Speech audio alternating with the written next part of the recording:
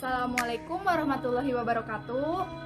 Perkenalkan, kami dari kelompok 9 Akhlak Tasawuf. Saya Anissa Gita. Saya Hila. Nah, teman-teman, Anis dan Hilda akan mempresentasikan materi Potensi hebat manusia, akal, nafs, dan ruh. Stay tune. Apa itu potensi? Potensi merupakan kemampuan atau kekuatan diri seseorang, baik yang belum terwujud maupun yang telah terwujud. Akan tetapi, belum sepenuhnya terlihat atau dipergunakan secara maksimal oleh seseorang. Yang pertama ada potensi fitriyah, yang kedua ada potensi ruhiyah, dan yang ketiga ada potensi akliyah. Potensi fitriyah. Secara etimologi, fitrah berarti kejadian asli, agama, ciptaan, sifat semula jadi, potensi dasar, dan kesuci. Fitriyah berasal dari kata fi'li, fatoro, yang berarti menjadikan.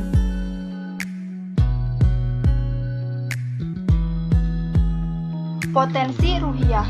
Potensi ruhiyah merupakan potensi yang diletakkan pada hati nurani untuk membedakan dan memilih jalan yang hak dan yang batil. Potensi akliyah.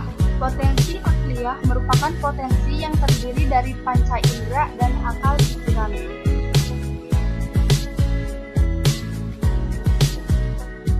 Nah, kan materi kita tentang potensi hebat manusia, akal, nafs, dan ruh. Saya akan menjelaskan akal terlebih dahulu. Akal adalah alat untuk berpikir dan memahami ayat-ayat Allah baik yang kauniyah maupun kauliyah. Tapi berpikir dengan akal tidak seperti berpikir dengan otak. Berpikir dengan akal itu akan berujung dengan suatu kesimpulan Rabbana ma khalaqta hadza batilan. Tidak ada suatu apapun yang Allah telah ciptakan itu sia-sia. Apabila seseorang telah mempergunakan akalnya dalam berpikir dengan baik dan benar, maka keimanannya akan semakin mantap dan terus meningkat. Macam-macam akal. Yang pertama, akal awan. Akal awan adalah pandangan profetik atau kenabian dan baginnya. Bukan dilihat dari titel, status sosial, ras, atau kebangsaan. Akan tetapi, awam dapat memahami hakikat dari kebenaran yang hakiki. Yang kedua, akal khawas bil khawas, yaitu akal yang dimiliki oleh para nabi, rasul, dan ahli waris mereka al-awliyah. Selanjutnya, fungsi akal. Yang pertama, syarat mempelajari ilmu pengetahuan. Yang kedua, sarana untuk memahami kebenaran. Dan yang ketiga, sarana untuk berpikir. Yang kedua, saya akan membahas tentang nafs. Nafs adalah suatu kata yang memiliki banyak makna dan dipahami oleh penggunanya. Kata nafs terdapat dalam Al-Quran dengan makna yang berbeda-beda. Terkadang ditunjukkan pada hakikat jiwa, yaitu terdiri dari tubuh dan ruh. Macam-macam nafs manusia. Yang pertama, amarah bisu. Yang kedua, lawamah. Yang ketiga, mutmainah. Dan yang keempat, al-mulhamah. Fungsi dari nafs yaitu memberi perasaan pada manusia, membantu beradaptasi, menumbuhkan kepedulian, dan mengatur kesadaran.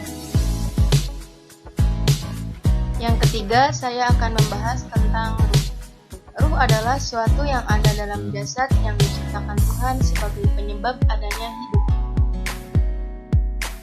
Ruh terbagi menjadi 4 bagian. Yang pertama, ruh al-qudsi atau ruh termurni, yaitu ruh yang berada di alam lahut atau alam makrifat atau alam tertinggi. Ruh ini adalah hakikat manusia yang disimpan di dalam lubuk hati.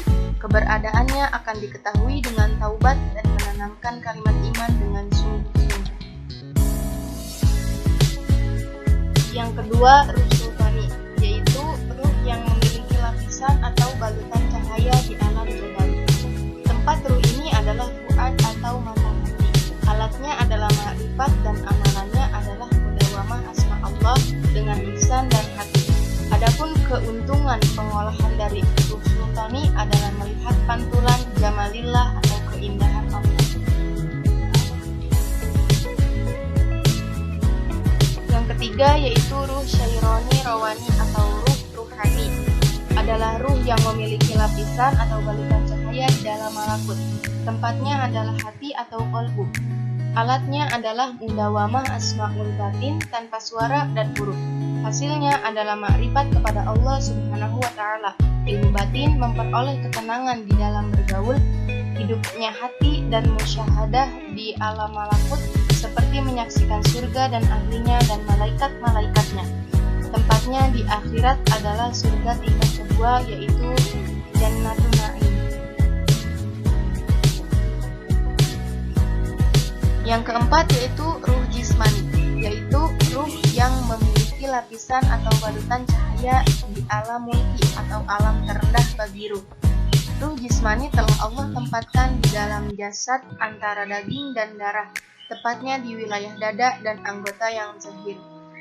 Alat untuk mengolah ruh ini adalah syariat.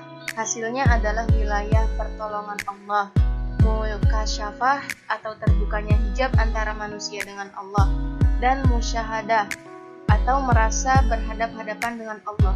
Keuntungan di akhirat akan ditempatkan di Jannatul Ma'wah.